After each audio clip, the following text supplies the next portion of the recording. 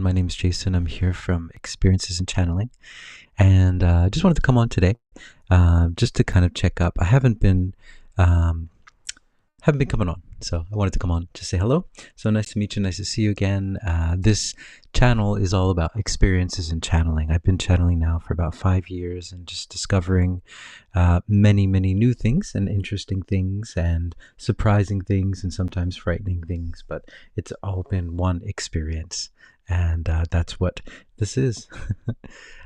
So what I wanted to talk about today, that I wanted to come on, so I'm a Course in Miracles student, and I wanted to address this because it came up before, but A Course in Miracles, right?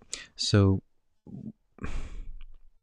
everything that we have on our planet, let me just start with this. Everything that we have on our planet has a yin and a yang, right? This is a yin and yang planet. Dimension, we might say. Everything that we have in our dimension that we're in is a yin and yang. And so there's two sides, right? And the wonderful statement that my teacher, Delilah Starr, always says is the dark serves the light. And so that something that, even though something came in from, for example, a dark place, it can still serve the light. And one way I could kind of rephrase this or give an example is that, for example, with the whole Epstein thing, this is something that's been happening a lot, I think, for a lot of people, is that people that you might have respected, it turns out that they're not who you thought they were. And this happened to me a few years, 10 years ago now, with a musician that I grew up with, and he was like the background for my everyday life.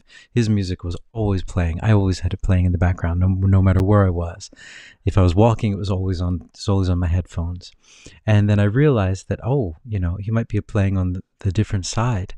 And I thought, wow, at first it was a shock, because I think, what do I do? This was the soundtrack to my life, and it's just like, what what do you do? And what you realize is that the hope is still there. You can't take away the hope. So even though maybe that came from somewhere different, it still created hope. And that hope, no one can take that hope away from you. And so this is something that I'd like to say about this. And that, so at times people will talk about the Course in Miracles, and there is information about it, like that. Helen, I can't pronounce her name, Schumann, I guess. Helen Schumann, the man who helped her to write the Course in Miracles, he was typing it up for her. That's the story. They're friends, and I think they were at Columbia University, and so he was a CIA psychological profiler, and there is a connection. There's a bit of a connection to the old MK stuff as well. And he has a connection time-wise. And so when you look at that happened to me I think it was a year or two ago. And I thought, oh my God, what am I doing? And what am I feeding into? But then I came to realize, it was like, yeah, who cares, right?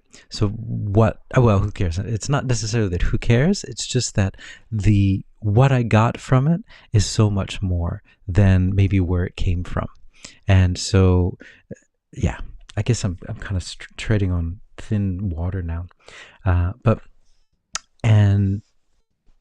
So I just wanted to say that even though something might have come from somewhere else, you use your discernment and you go through it. And I do the Course in Miracle lessons every day, and I still find it to be amazing.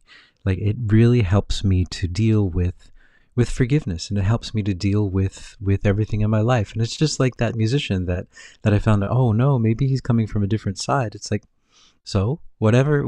I mean, I'm not, I think if he is, I don't think it's good that he is, but that hope that I got is still there, and the stuff that I got from the Course in Miracles is still there.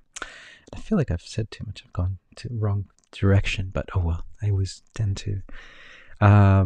So I just wanted to express that, and I think that's what my previous channeling was talking about being a pressure valve for the mass consciousness, and that's what we, as light workers, are. We kind of integrate and process a lot of these things before the mass consciousness does, so that when people come upon that, they're able to handle it. They say, "Oh, okay, no, I've seen this before. I understand what this is about. I have a framework for understanding this and dealing with this." And I think that's one of the things that both light workers and artists are here to do. It's to kind of, yeah.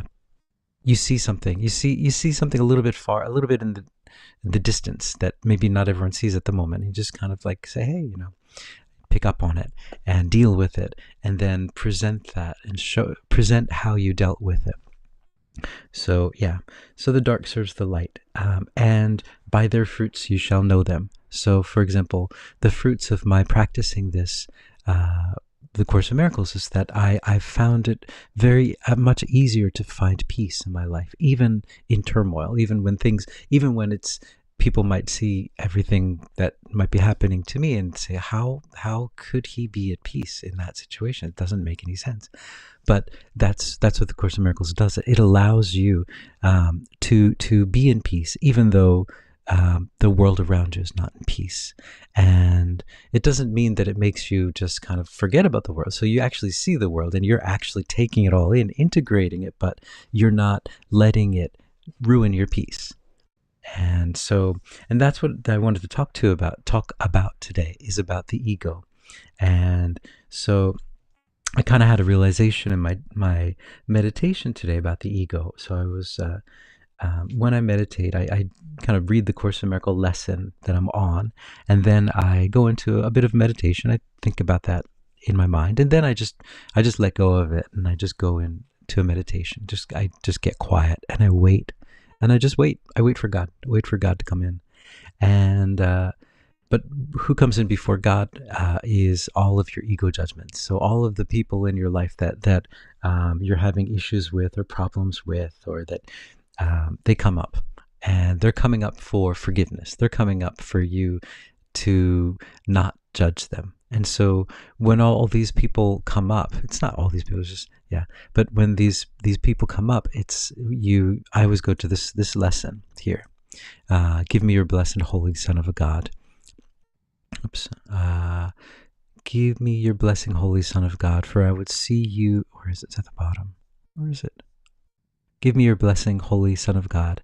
I would behold you with the eyes of Christ and see my perfect sinlessness in you. And I use this, so I'll see the person, and then you see, all the judgment, it's coming up, and so frustrating. This whole situation is so frustrating, and then you just see, give me your blessing, holy Son of God. I would see you with the eyes of Christ. You're not a body. You're not all of those things that I think you are. Even though maybe that's the mask that you're wearing, you're not that. You're just pure love behind all that. And that's powerful.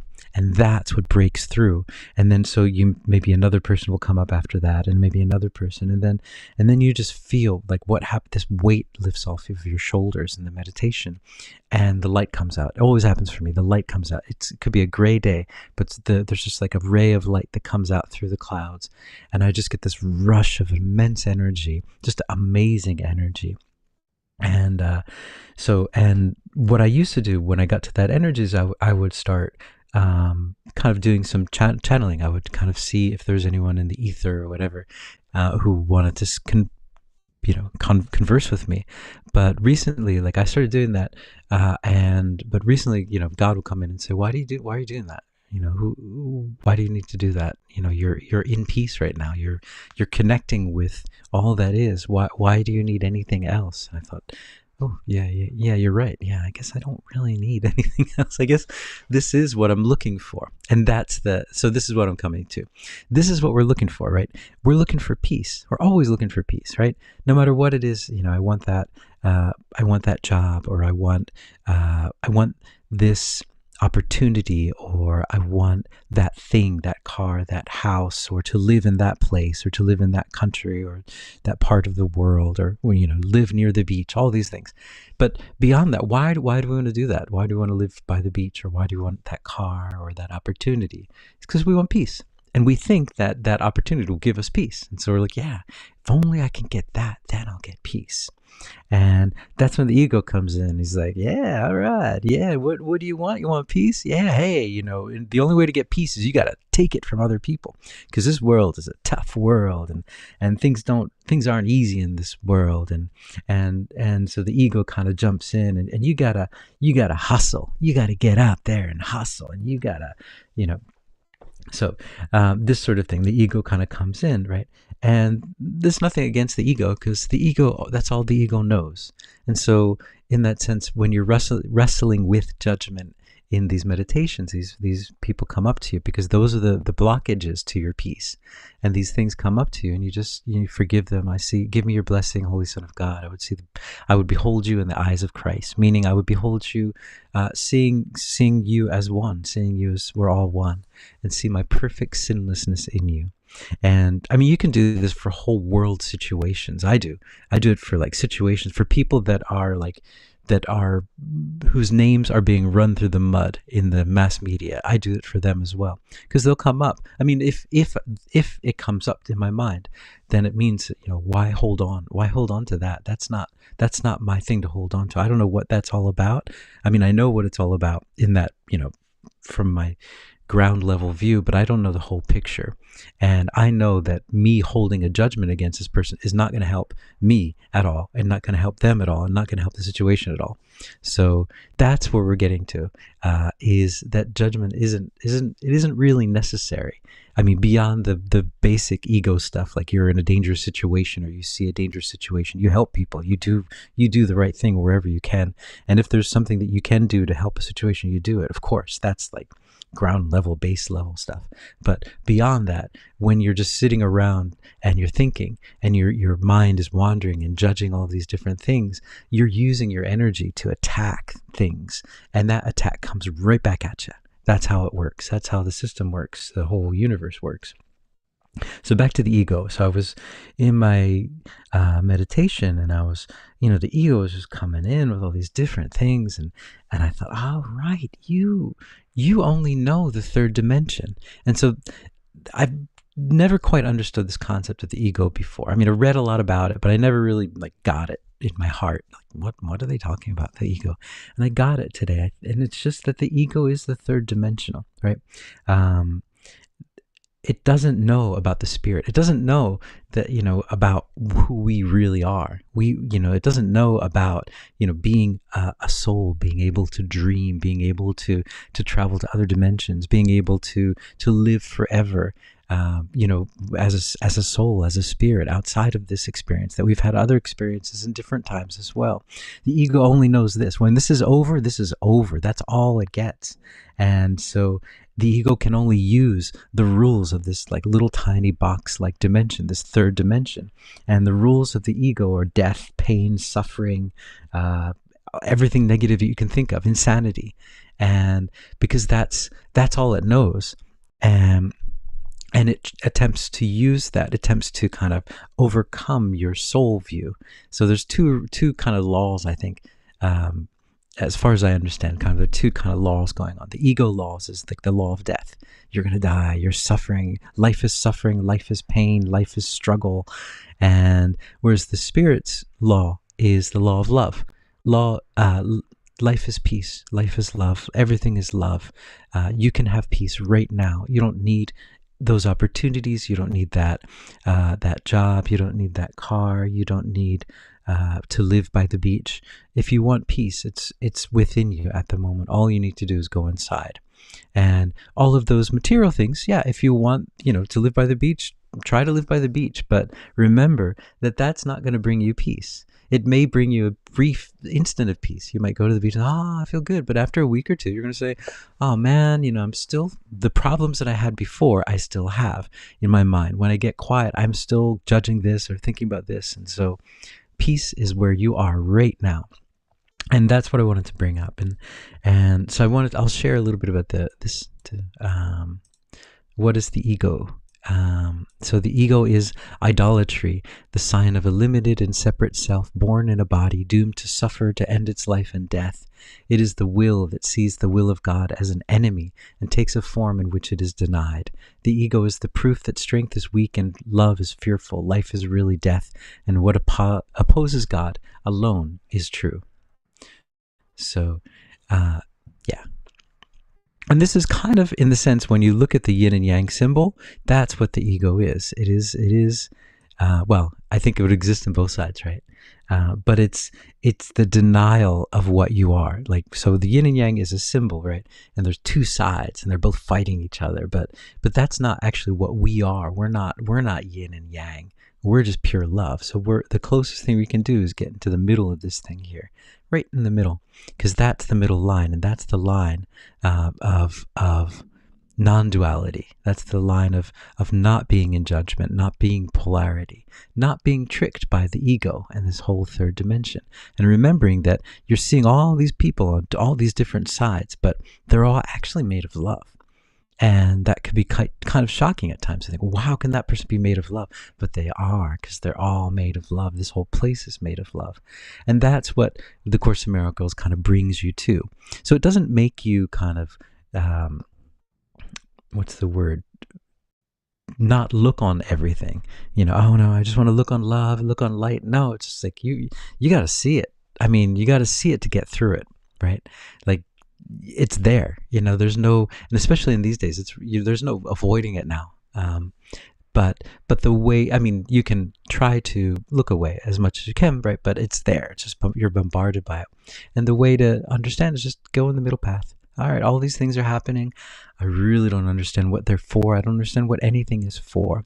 But I understand that God has a plan for this whole world, this whole universe. Everything is moving along in the motion of love. And love is behind everything that's happening. And all I can do is be the best of myself that I can be. All I can do is follow my heart. All I can do is try not to judge things and instead just do what I think is right. And do the right thing in right situation. I mean, do the right thing. Do the right thing, basically, yeah. So, yeah, I just wanted to come on and talk about that. I'm not going to do a channeling about this today, but yeah, I will be back on to do more channelings. But yeah, anyway, so that was my kind of spiel for today. I hope you guys are hopeful, and hopefully I'll see you soon. Ciao.